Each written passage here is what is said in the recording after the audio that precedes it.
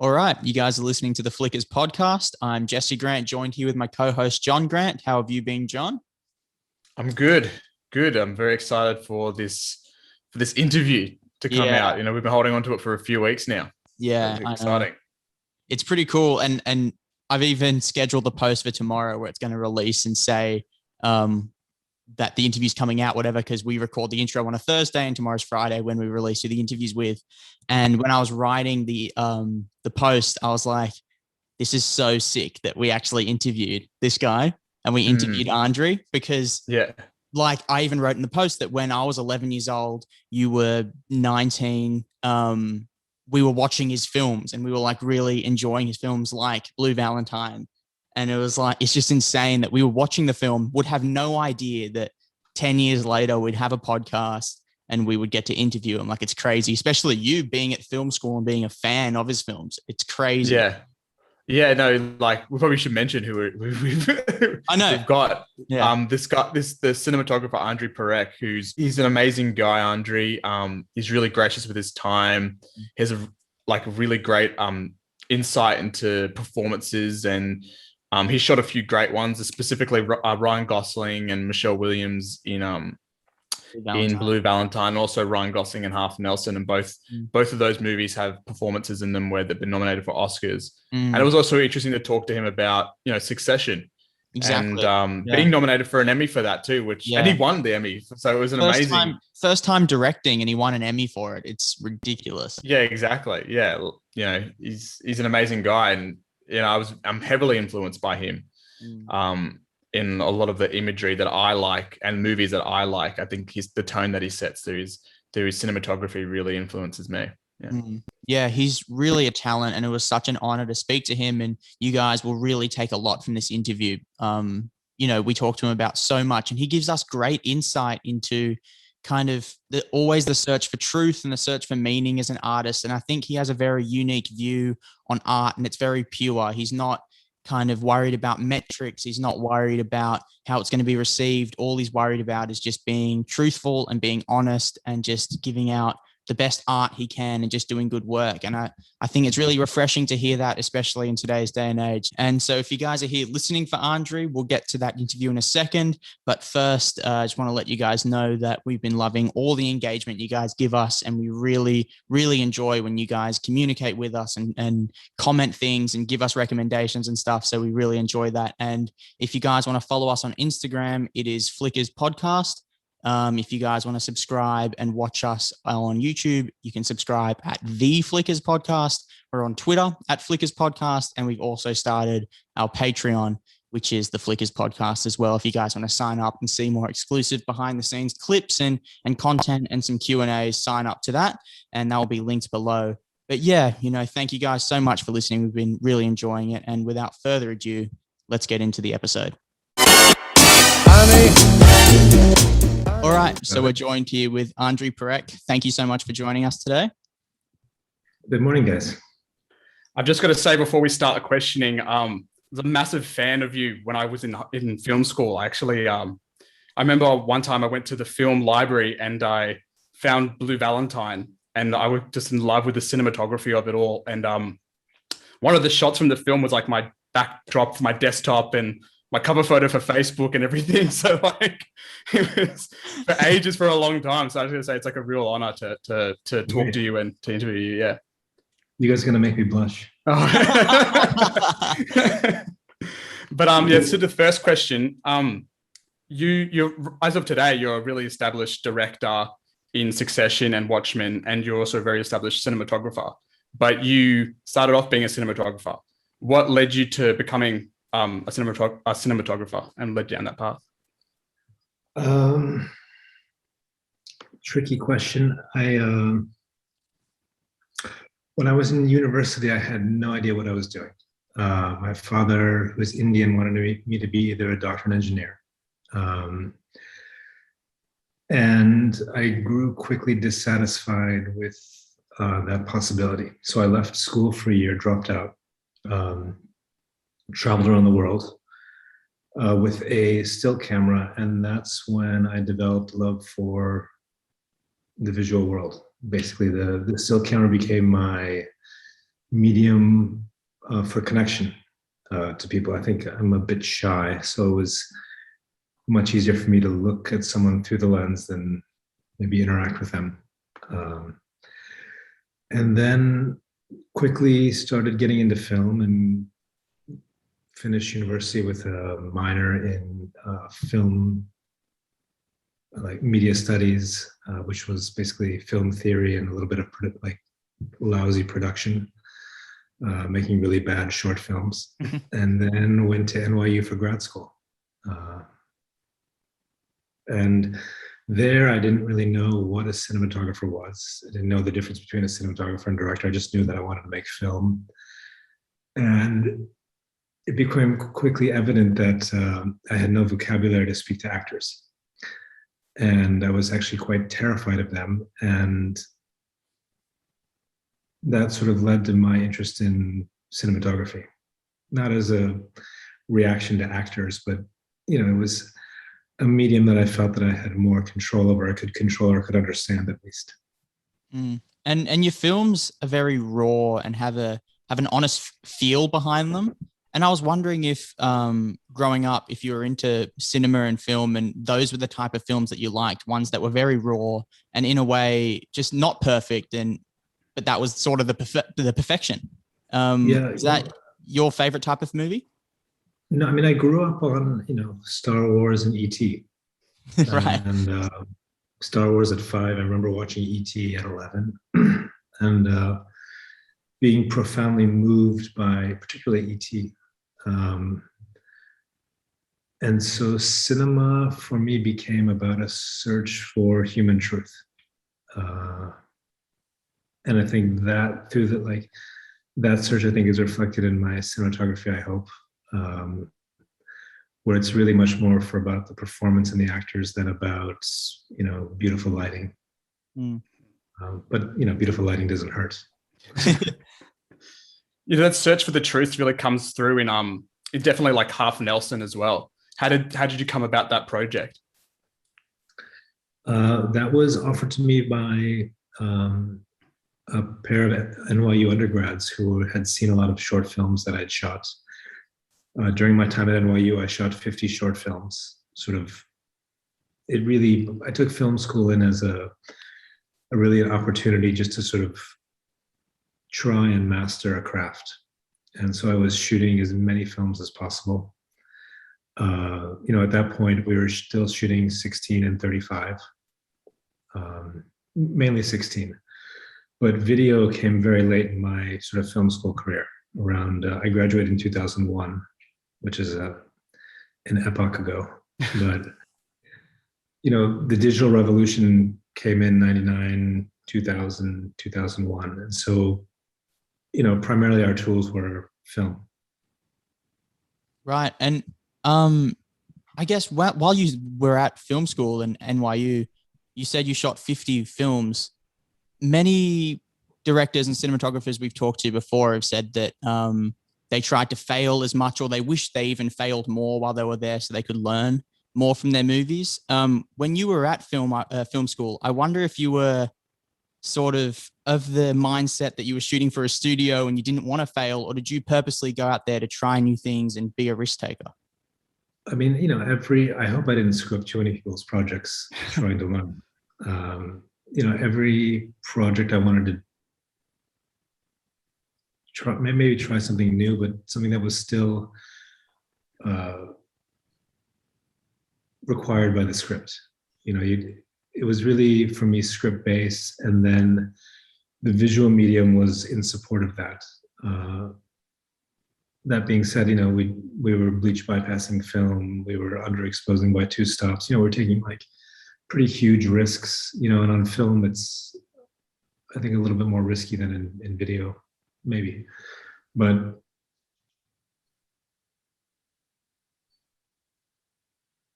now, on every film project that I did when I was in film school 20 years ago. And on Half Nelson, you collaborated with Ryan Fleck and Anna Boden, and that's been a kind of ongoing creative relationship. How has that progressed, and how important is that to you to have that ongoing creative relationship? You know, it was it was an amazing. We made 4 films together. Half Nelson, then a baseball film called Sugar, then sort of all of our first studio movie, which was called It's Kind of a Funny Story, with Zach Galifianakis, and the last one was Mississippi Grind. I didn't have the chance to shoot their Marvel movie, but I was doing something else. But it was really a wonderful way. It's amazing working with people that you know, whose tastes you understand, because you don't have to really speak. You know it, and then you can just do it. And the time for me of pre-production is always very important, because that's the time you get to understand a director and a director's mind. You really, as a cinematographer, need to understand their taste, and what the project is you're making together, to not be asking those questions on set when they're being bombarded by 1,000 other questions. So with Ryan and Anna, we knew each other. We knew each other very well, and it was always that we were working towards the same end goal, which was making a very meaningful, beautiful film. And did you feel that connection as soon as you guys started, that you guys would instantly connect and work well creatively together? Yeah, the interview process for me is really important when I'm being interviewed by directors, because you're spending a huge amount of time with that person, him or her on set. You tend to know them better than, in the span of a feature film, you probably know them better than people you've known for 20 years, just because you spend so much intimate time with them. And I knew immediately. I think I have a good sense for people, and I knew immediately with them that we'd get along. If the jokes come easily and you feel at ease, and that you can spend a lot of time with that person. And you also got to work with Ryan Gosling on Half Nelson. What was it like to watch him shape the character and to go through that journey? It was. I had the chance with Ryan to do 2 movies with him, Half Nelson and then Blue Valentine. And Ryan, during the time of Half Nelson, was really very new. I think he must have been 19 or 20, maybe. He was extremely young. And he's incredible as an actor. He's always sort of in tune with his character. I don't know if you could say that he's just always there. He's always present. He's always questioning. He's always thinking about the character. And I think that's an amazing attribute to an actor. And it shows. Yeah, it really does. And how important is it, especially in Half Nelson? He delivers so many great lines, and just even expressions when he's not speaking. You can really take a lot from his look. How important is you to try and capture that? And how do you go about trying to capture that moment in a film when a character isn't saying anything? I think as a cinematographer, what I'm always looking at is body language. More than the words, it's the body language. And I think that's where you find the truth in emotion. And I think that's what great actors are able to do. They're able to speak without speaking. And so I would always leave the camera, after the director is called cut, I still always leave the camera running for a few seconds, because I think that's always where you find the most interesting moments. Just a reaction when they've sort of broken out of their moment. And oftentimes they're still in it, and there's residual sort of emotional elements that are amazing. And that's why I think as a cinematographer, you're really there to watch human behavior and to study it. And that's oftentimes, I think, what gets used in, I don't think directors always think about the reaction, but the reaction is an incredible tool in a film. And one of the movies you just mentioned before was Blue Valentine, and you collaborated with Derek Jean-France on that. One of the main kind of visual representations of that, or visual aspects of that movie, is the past and the present. how did you go about differentiating both of those time periods? Well, we shot the past as a sort of 2.5 week block, and then we had a 6 week hiatus. Then we shot the present, and the past was all shot 16 mil with a 25mm lens, which is the kind of the normal field of view. It was just one lens, and we were shooting so much that we didn't even reload the camera. I would have a second camera that I would just take, to avoid the time of a mag change. I would just take another body with the mag loaded. And that was all handheld. And then the present was all shot on, at that time, which was quite revolutionary, the red, with a Optimo 24-290 long zoom. Mainly at 85mm or above. So, I think there's a very different feeling between the past and the present, where when in the past where you need a close-up, you have to physically move in with the camera. Having only shot with one lens, to get a wide shot, you've got to go way back in the room. You're definitely constrained by physical space when you're just using one lens and not a wide angle lens. And then the present was really the camera just sort of roving and watching at a distance this couple sort of destroying each other. And then in the grade, we tried not to differentiate the two color-wise. And mainly that was just so that you would feel the difference between the handheld and the wide angle and then the long lens, as opposed to having a color change.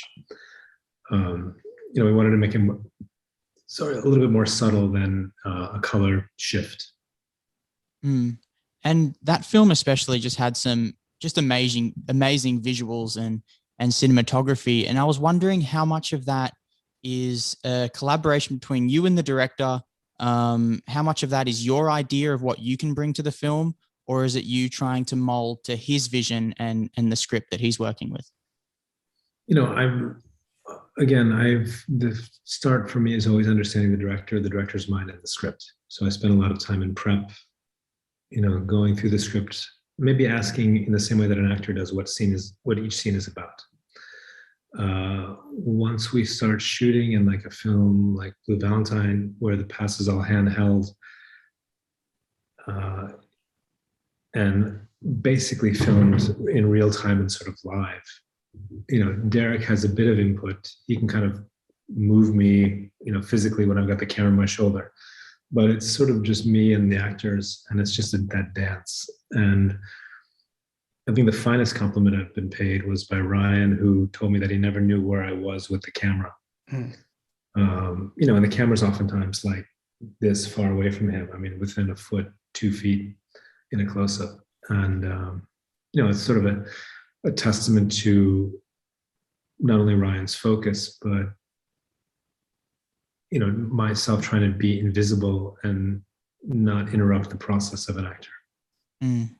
And was this? Oh, you go first. Yes. Sorry, I just had a quick question on that. Is that I went to acting school, and I know as an actor sometimes knowing where the camera is and seeing the camera can get a bit daunting. So how much of that is you, like you said, trying to be invisible, and do you put a real conscious effort into being in certain positions where you do just blend in with the scene and you're not really showing the camera in front of them too much? Yeah, I can't imagine what it's like to be an actor. The closest I got was we did a joke shot as a kind of point of view shot of an actor walking in the room, and I basically put the camera into a mirror, and you saw like all the the entire crew, right? All the lights, all the crew. And it was that moment that I realized that the apparatus of filmmaking is quite daunting, right? The boom, the camera, the lights, all these people sort of watching a performance. And from that point on, I tried to make the apparatus disappear. I try to light as much as possible from outside, or using practical elements, or lights that are kind of hidden in ceilings and not sort of in the actor's face. I'm always pushing to reduce the number of crew members on set, and also to make this space for the actors feel very safe, right? Emotionally safe. That means a quiet set. It means a respectful set. Of course, jokes are always welcome, but you want to make it a place where the actors can really do their thing without feeling tense or apprehensive or guarded. And so I'm always searching on, how to make a more safe and protective environment for them. So again, it's lighting from outside windows, or sometimes not lighting at all. Again, everything in search of that emotional truth. And the ending of Blue Valentine mirrors itself quite nicely, like with them getting married and then the relationship falling apart. Visually, it mirrors up quite nicely. Do you actually think about editing as well when you're filming? I'm very aware as a director of the need for an edit point. And when shooting something, always kind of panning on or panning off at the end of a scene. So yeah, I'm aware of the edit, but at the same time, like, you never know exactly how things are going to get shaped. I used to plan very long and extravagant dollies in my early film school days, being influenced by Bellatar. And then those dollies never survived the edit, right? And so you realize, like, what is in your mind theoretically does not always work in reality. And you just have to be aware of, and that's when I stopped using the dolly as a tool. I mean, I still use the dolly as a tool, but I stopped relying on the dolly as a tool. And that's, at that point, I sort of embraced the world of the Dardenne brothers, which was much more handheld and felt immediate. The ironic thing about that is that I found out much later that the Dardenne brothers rehearsed like crazy. And all of what seems like an accident is in fact completely deliberate. I wonder that too, because that carries out in your films as well, is that a lot of it does seem like an accident, or like an improv moment, or like you've stumbled upon some sort of success in a scene. How much of that is improvised, or how much of that is you going in with an idea and then that changing while you're on set? Your ideas are always subject to change at the hands of actors. Filmmaking is a series of compromises, and you can see those compromises as either something interesting or something that's detrimental to the film. For me, I'm kind of seeing it as half full.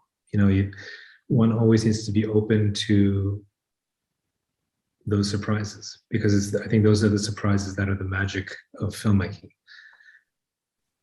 The unplanned for, that the moment that in the script doesn't seem like anything suddenly becomes the crux of the film. And what I think is interesting is to open yourself to those possibilities of discovery. Even now as a director, I'm, when I'm working, rehearsing a scene and then shooting scenes, I'm finding things in the scene that I never thought that wasn't there in the reading. And I think that's when things get interesting. And so it's being open to what actors bring to it, and not sort of commanding and telling them what to do, but allowing them to show you what's in the material that maybe you didn't see for yourself. And how hard is that? Because I know it can be difficult to come in with ideas or pre-planned notions of what you want to do, and then have it all changed and not really want to let go of what was your idea. Is that a struggle for you to remain open? I would say that it was probably more of a struggle before than it is now. And now, I mean, I think as you get older, you sort of understand that you have less and less control of things, less than you hope to, less than you want. And it's not surrendering yourself to that. It's just maybe accepting that reality, but allowing for something to come out of that, which I think is a very beautiful thing. The unexpected is always what I think startles us or grabs us in watching a film, and those moments won't happen unless you allow them as a director. Yeah, I think a really great kind of, well, it plays off as very unexpected. I'm not sure if it was, but in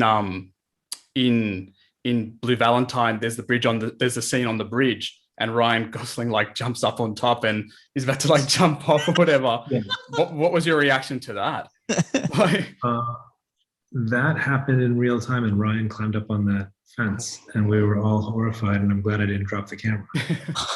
Yeah. But it's like it becomes an incredibly strong moment, which was neither planned for. But I think you just have to have the wherewithal when you're working as a cinematographer to grab those moments. And I think having a bit of documentary training is vital. And that's something that I would suggest for all cinematographers, to throw yourself into an environment that you can't control, and see what you can make out of it. Because that really sharpens one's instincts. Where to put the camera in the moment when you have 2 people or 3 people doing something that you are not in control.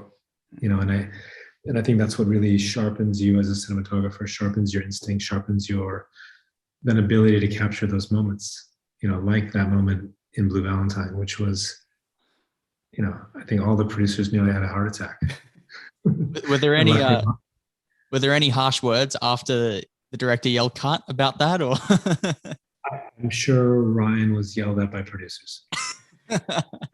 And continuing that talk on capturing the moment, you captured the bridge scene, and you also captured this really great scene in Greetings from Tim Buckley, where Penn Badgley's singing the Once I Was song.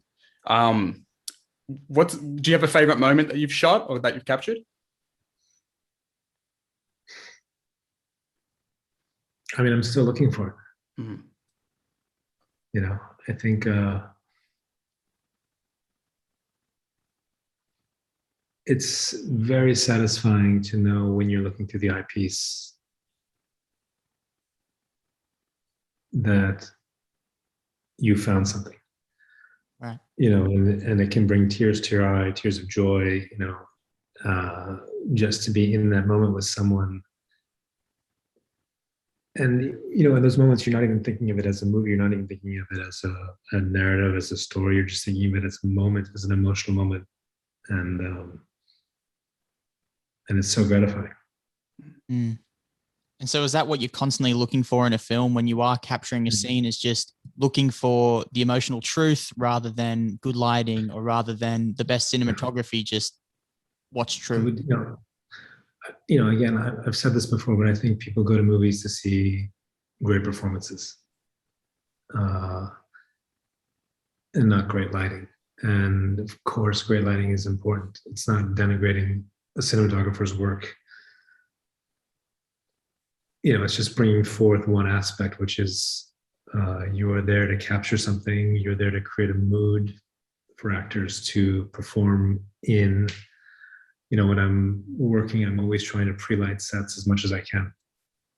So that when an actor comes into a room, they're always adapting to space. They're adapting to light. I find actors incredibly photosynthetic. They know where the light is. The good ones do. And if I don't have the chance to pre-light a set, and then only light after the blocking rehearsal, we might as well have not done the blocking rehearsal, because everything changes once the lights are on. In researching you, we found that you shot the Electric Feel video clip.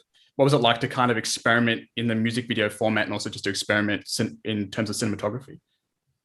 That was, Electric Feel was a tremendous amount of fun. That band and the gang that made that music video are incredible. Ray Tintori, who made a great short film at Sundance, and I had a chance to meet him. Is a wonderful mind, and it was just like it felt like we were all in kindergarten with scissors cutting at a table, you know, just cutting paper and laughing and having a great time. And it was really a cool experience. Have you done any music videos since?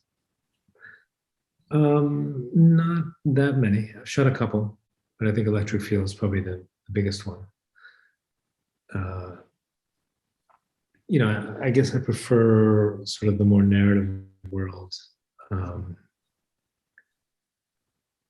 And maybe just a little bit lost, just trying to make cool imagery. Mm.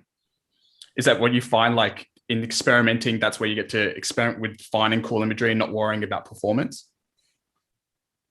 It doesn't really interest me that much to just make cool pictures. Mm. I think there's definitely a space for it. It's just not something that I gravitate towards.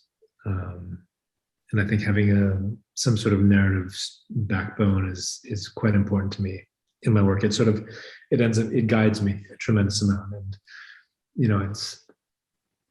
I think everyone needs something to sort of grasp onto when they're trying to make something. And the narrative structure is very helpful for me.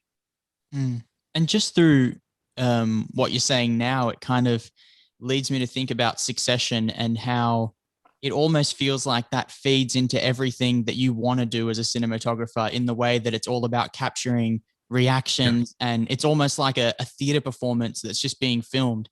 And so I was wondering if that was your contribution to it, or if you came into the project and they said, "Hey, we want this, and can you do that for us?" It's wonderful that you see it as theater that's being filmed, because that's exactly what we were trying to do.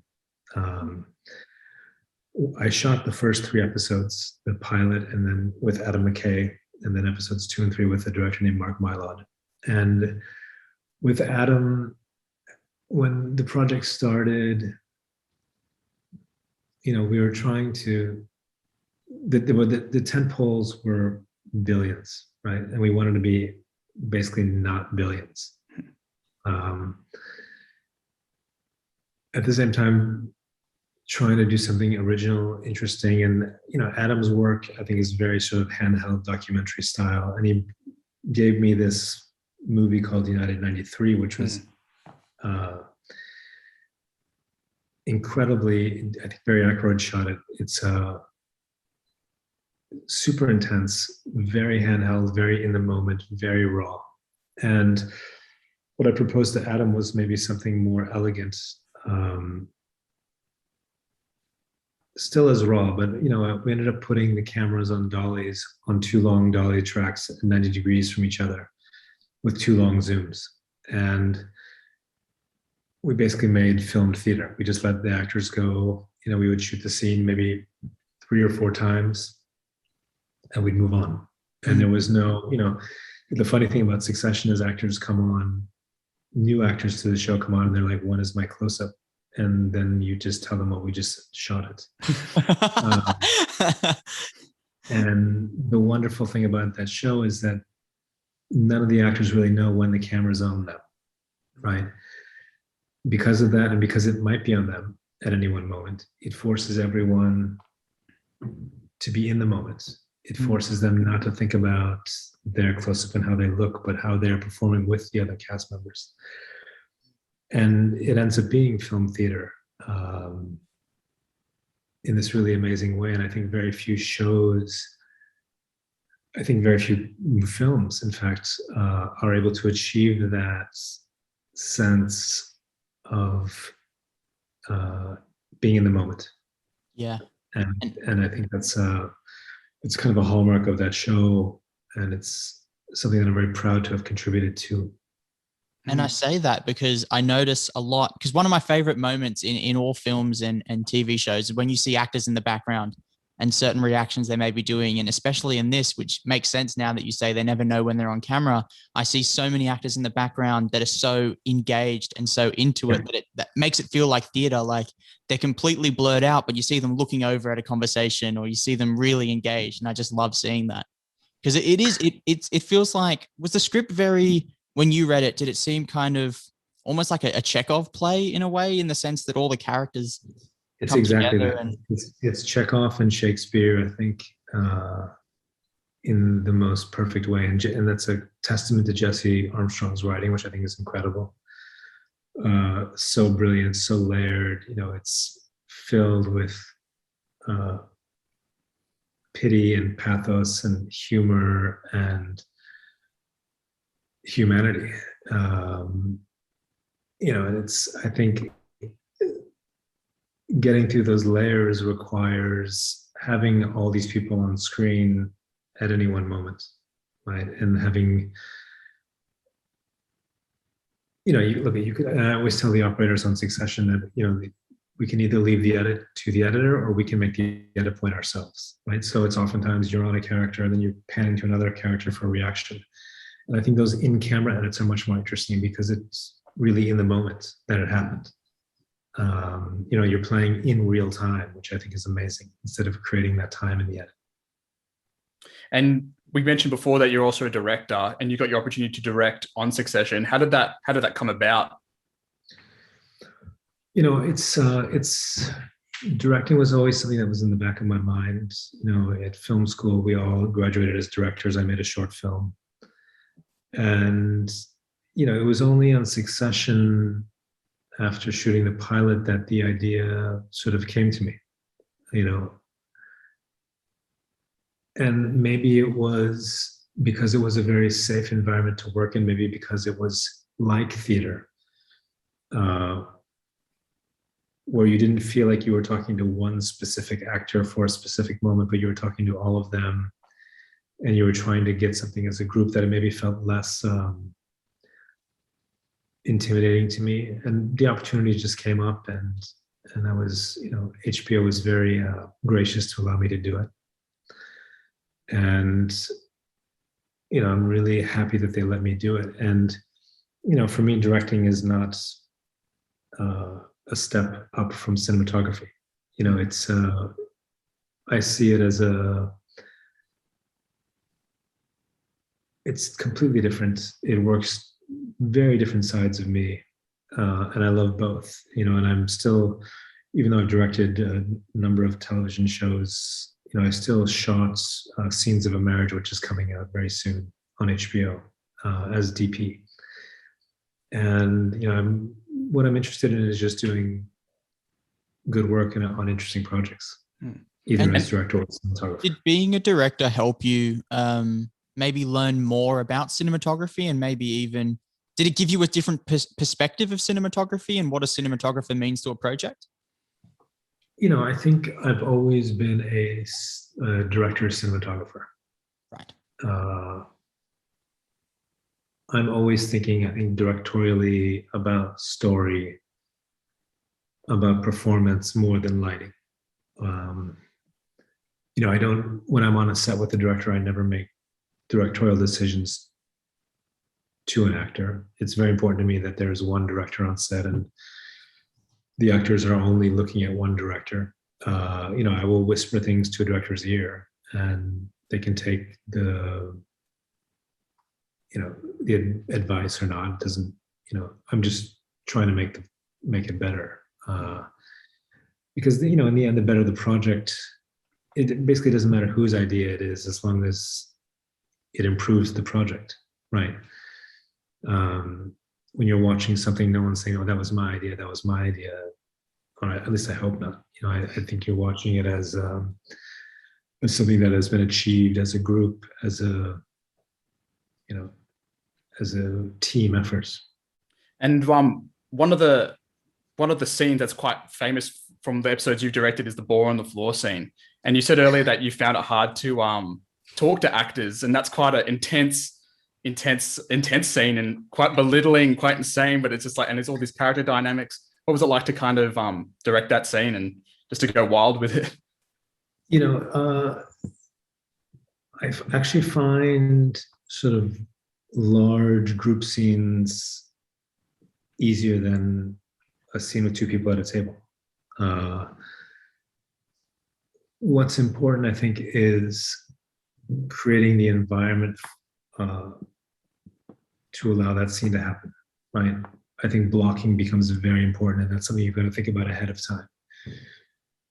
That scene started at the table, and I spent hours thinking about who would be sitting where, thinking about what the possible coverage would be like, and what the power dynamics would be like at that table. Placing Logan at the head, Kendall on his right side, Kieran Culkin on his left, and sort of creating the power dynamic of the table from the place settings, and then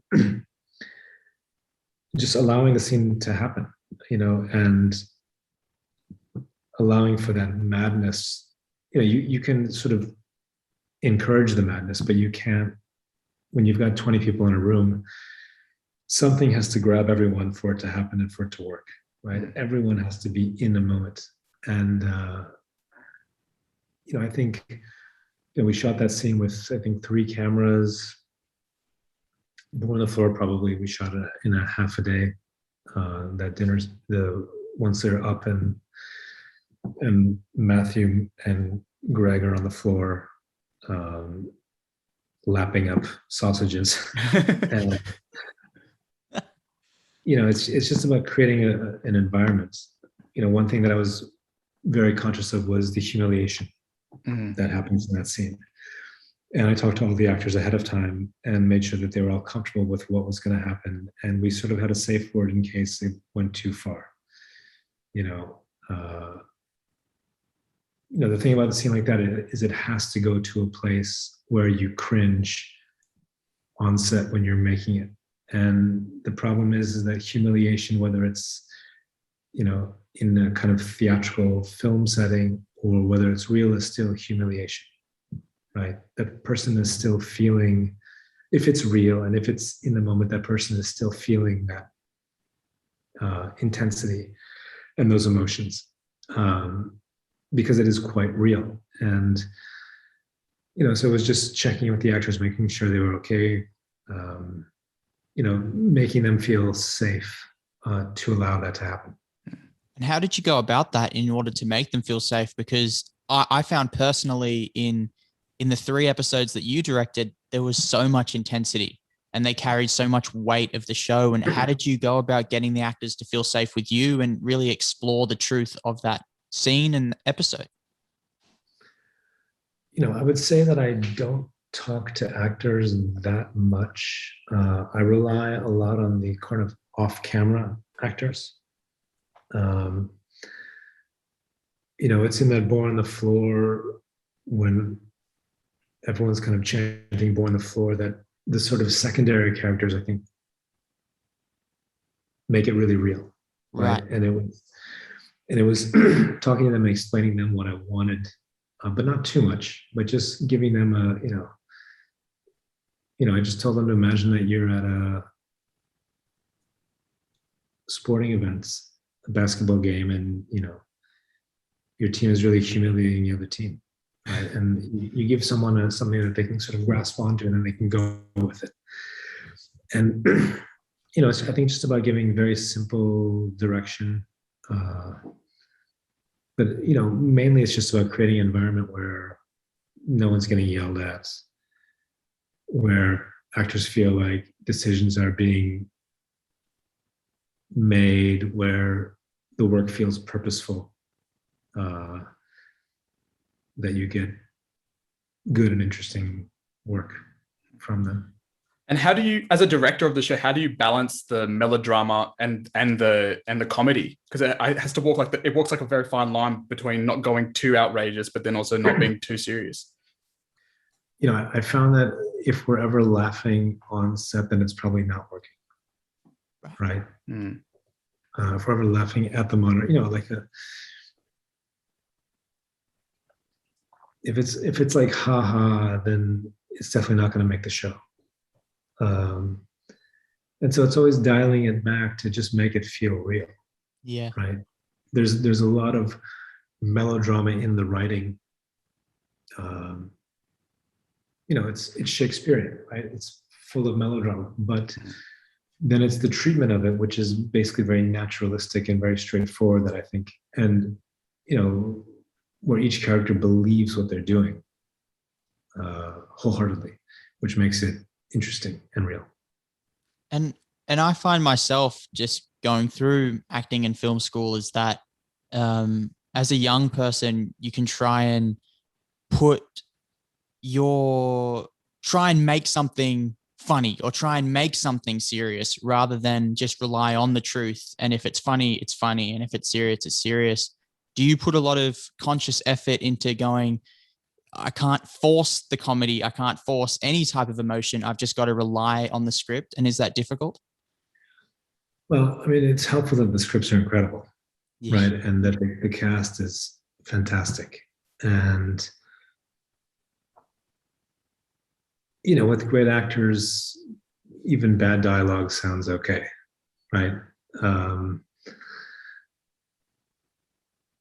That being said, you need to be very aware that it doesn't feel dialed in, that it doesn't feel that the performance feels fresh, that, and part of that is just not overshooting it,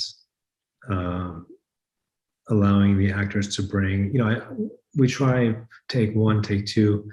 I don't really talk to the actors first couple of takes. I let them sort of explore and find. We don't really rehearse that much. We rehearse kind of, we block it and we kind of say the lines on where they should be kind of said. But once that happens, we give them a tremendous amount of freedom. There's no marks from the camera department, or if there's marks, it's only for the camera department themselves and not for the actors.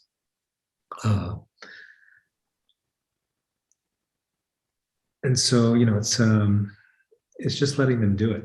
And then, it's like driving a really nice sports car. You only have to steer just a little bit this way and a little bit that way, and it goes. And in directing the hunting episode, you won an Emmy for Best Director on your birthday as well. So it was a great birthday present. What was that? What did that mean to you personally, and also as your career as a director? Personally, I'm so new to directing that I would say that it doesn't really mean much. Right. That may sound strange or arrogant, but I haven't been at it enough for it to be that meaningful. It's like winning your first race, right? Like, I get that. Yeah. I would say that I've had the great fortune of having been handed a great episode by Jesse and Tony Roach. Career-wise, of course, it's super helpful, but that Emmy is at my parents' house on their coffee table. It's I think it's more meaningful for them than it is for me, right? And I've never. The only thing I won as a kid, the only thing I won ever was like a calculator when I was about 11 at a raffle. So I'm not used to winning things, and I would say that I don't put much stock in it, although it's nice. Did it give you a sense of validation though, coming into directing and being new to it, or no? No, I think I don't think I'll ever have a feeling of validation. Right. I think if I ever feel like I'm validated, then I'll probably want to stop doing it, because then there's no points. It's there's no award that tells you that you're great. There's I still never sleep the first night before I shoot something, and I'm nervous going into every project, and it's that sort of questioning and nervousness that I think makes me want to search and makes me want to do it. And once that feeling goes away, I don't think I'm going to be doing it anymore. Yeah. And just finally, do you have anything coming up? I know news just came out today that Succession has been renewed for season 3. Are you going to be a part of it? I hope they ask me to come back. Yeah. I would be very honored to be back there with them. We'll see. But at the moment, nothing. There's a couple of things brewing, but nothing solid. Right. Is there any potential for you to go directing a feature film or anything like that? Have you thought about that? Yeah, I would love to direct a feature, but it'd have to be the right feature. You know, again, like doing something just to do it is not enough of a reason to do it. And I feel like there's a lot of features out there that have just been made just because someone wanted to make a feature and not because they wanted to make something meaningful or important. You know, and I think all your work, like it takes so much out of you. It takes so much energy to do anything that I think everything you do should have meaning and should have a purpose. So at the moment, there's no feature in my future, but and unfortunately, I don't have the patience to write. And I knew that very early on in film school that I couldn't sit at a desk for more than 15 minutes. You know, making it through a Zoom call is a miracle. Well, thank you. But you know, I just like that. It's not something that I've ever been able to do. So if the right feature is written and comes along, yes. But until then, you know, happy just shooting movies and directing television. Well, once again, thanks so much for joining us. You know, it's a massive honor, and it's crazy how life comes full circle with my brother. Yeah. Having that as his backdrop, and even me at like 11 or 12 years old, watching Blue Valentine. Probably wasn't the right film. Yeah, it's amazing. So thanks so much for joining us. Yeah, guys. Good luck. Cheers. Thank you. And do great work. Thanks Cheers, so much. you. Have a good day. Bye.